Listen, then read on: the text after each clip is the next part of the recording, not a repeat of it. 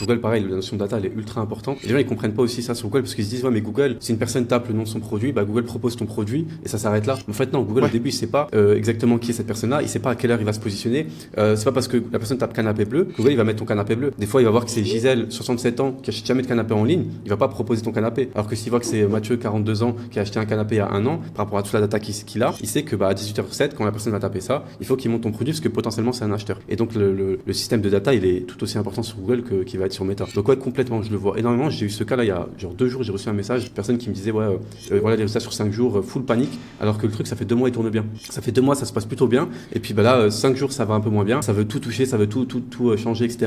Alors que c'est la pire chose à faire parce que tu as juste à rien toucher et ça va automatiquement reprendre son fil. Pas oublier que les algos, ils sont pas parfaits et puis même, ils font leurs tests. Peut-être là, pendant 5 jours, soit il y a moins de recherche, soit pendant 5 jours, Google est en train de tenter autre chose, se positionner sur une autre lignée de personnes qui va rechercher. Et donc, tu peux pas savoir, il faut être patient. Et ouais, c'est une très bonne chose que tu as énumérée. 100%.